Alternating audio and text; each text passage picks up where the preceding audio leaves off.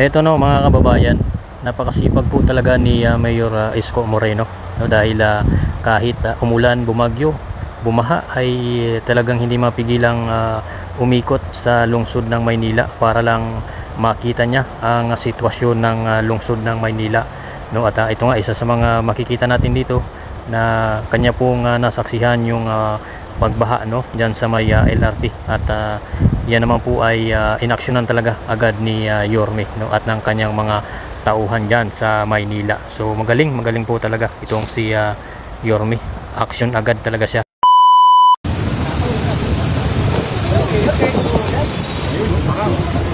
Yung tubos ang hindi nawawala.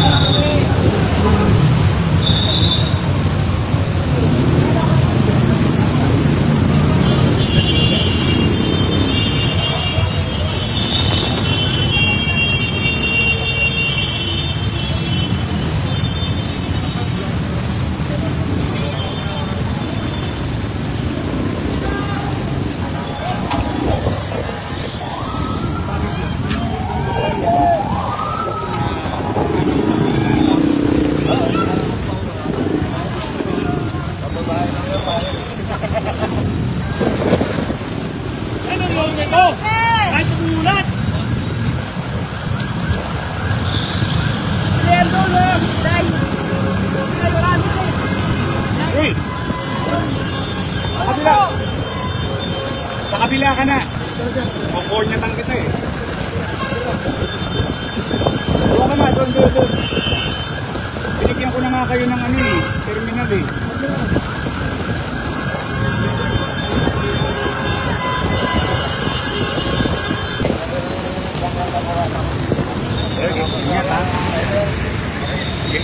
Okay, time. Well, we're still in I really don't know how to put it in a better word. So far okay. Meron lang kami mga insidente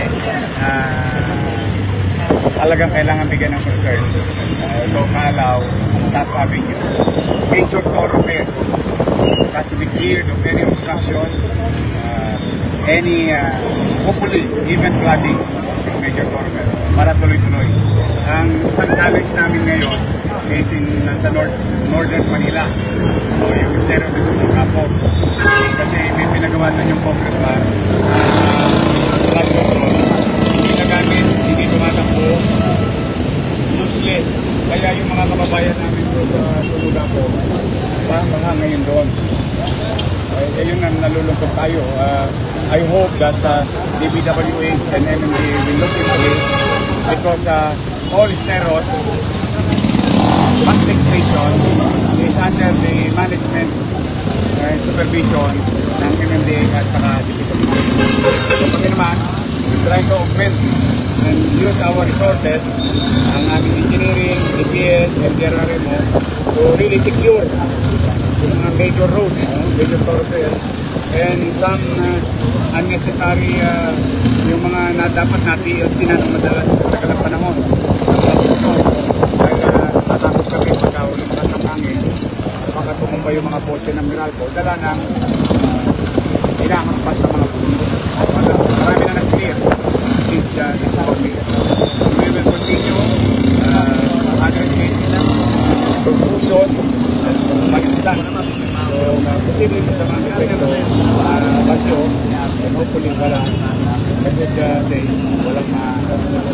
masirang properties, lalo na yung kaligtasan ng buhay.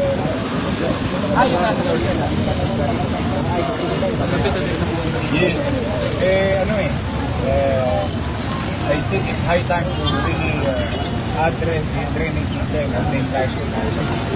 Kami naman, yung pinagawa ko yung study noong July 2021, natapos na. Last February 2025. So, kailangan lang yung implement general master plan ng drainage system. And that's the way to do it. And yung mga pumping station, dapat nakukomplete nila yung volume of water, the growth of volume of water year on year.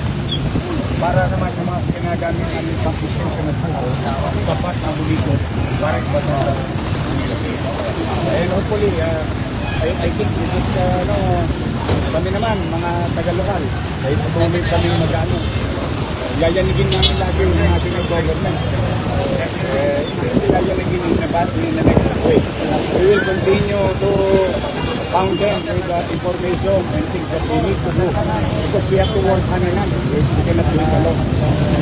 Sa mga tao lamang, nag-iingal kayo. At the very least that we can give to you now, is pumanatag kayo. Dali-dali lang kami. As many as we can. Lahat ang kakayanan namin. Now, nasa kalsada namin. Floodgates. Yung binuksan natin, kita mo, pansinin mo yung Top Avenue Quirino. Walang ba? Itong dalawang sarado ito, dahil mahina yung pump. Yun. Ito yung natatamasa lang. I'll show you one thing. Did you see that corner? Kanina, niikot na ito. Kaso dito, kasi bulong na nga doon. Ganun lang ang, ganun lang mathematics nung connect lang. Ngayon, yung declogging na ginagawa natin sa band-aid solution, day to day, hanggat wala yung talagang real solution, which is to create more catch basin and pumping station that are running effectively at mga tubong sapat at nag-uusap. Kasi maraming ginawang tubo rito sa Maynila, hindi nagpapamita. Based sa pag-aaral namin.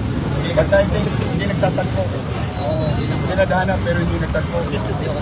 Kawawa naman ang taong bayan. Pero i-correct na lahat yan under our watch through the years. Salamat naman. Salamat sa Diyos. But your city government through our social welfare director Miguel Lafuente, we are ready and our team and NDRRMO through Director Andres Angeles, we are ready. Whatever and in the coming days. Thank you very much. Aram niya. I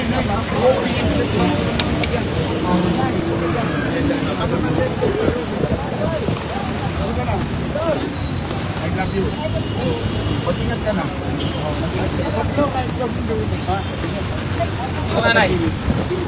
Sa gilid ka. Awit. Nay, dito ka, Nay. Madulas kayo. Kaya po na yung okay lang.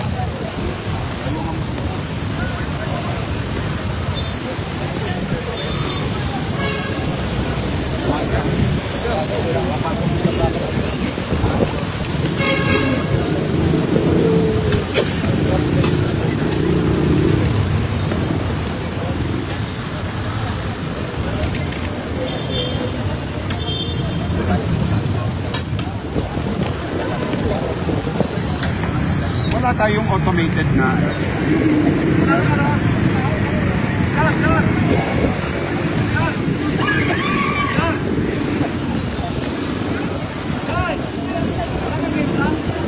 yung drain block. Wala ngayon.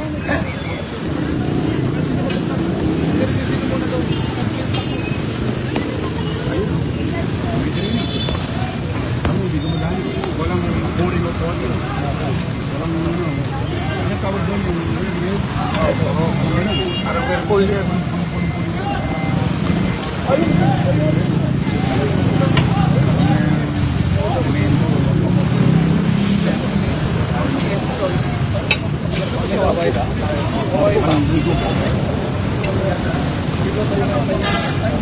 Binili natin yan ng araw. At least buti na, buhay pa eh.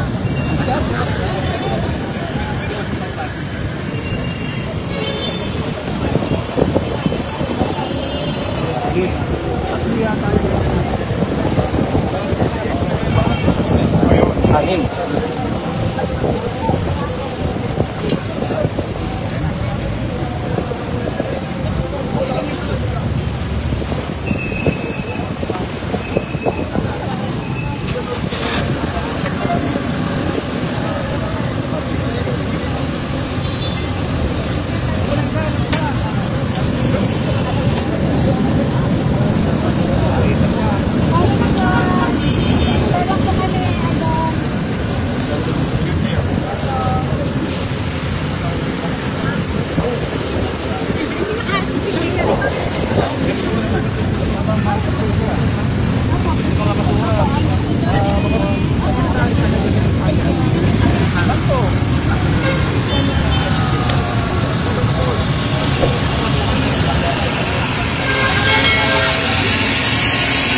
yata.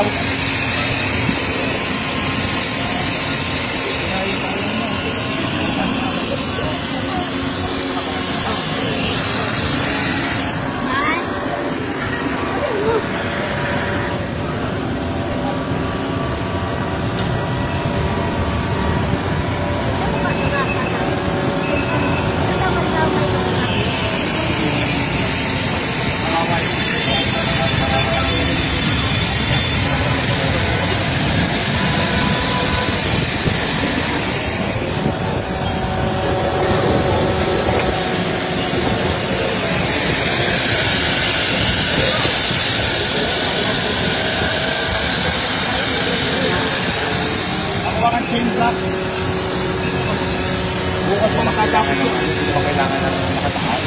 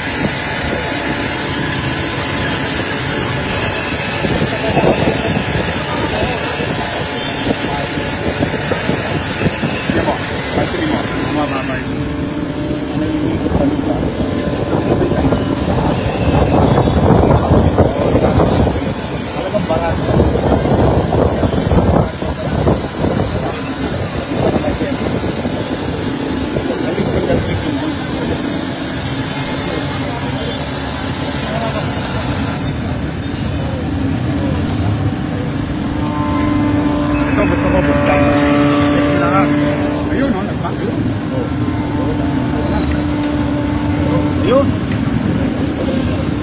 Natangin sa tanggal yung ano. Tara. Yan yung sak ano, vacuum.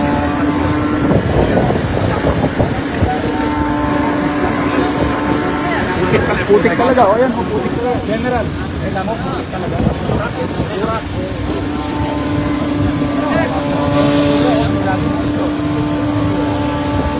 Kaya ano lang, table silang talaga. Ayun, so mga pasinisahan sa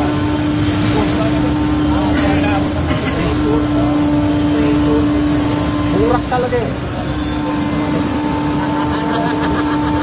Sarap yan! Araw, pinalilikuhan pa namin yan. Swimming pa yun. Talaga lang. Sa Kagitingan. Kagitingan, gano'n eh. Balangan lupa.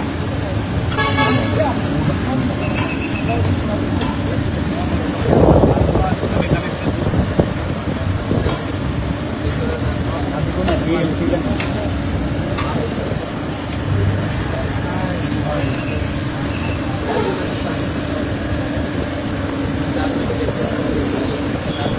Lumalim yung tubo niya. Mapasok yung tubo niya.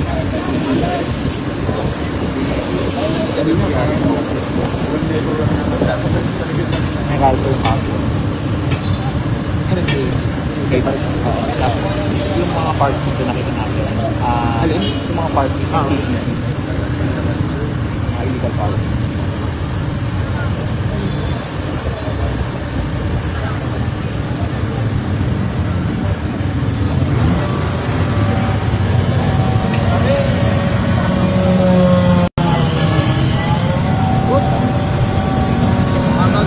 Sarap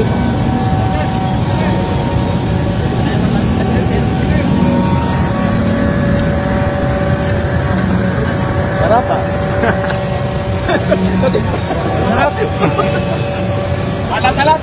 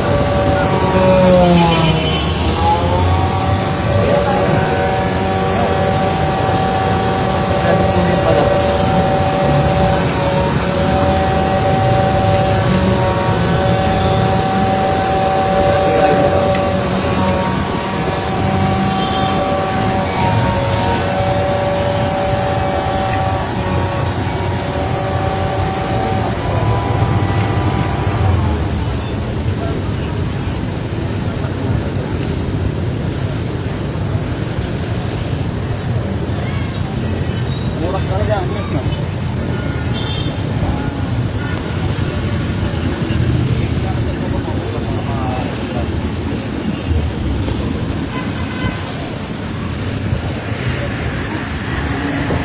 May change lang, ha?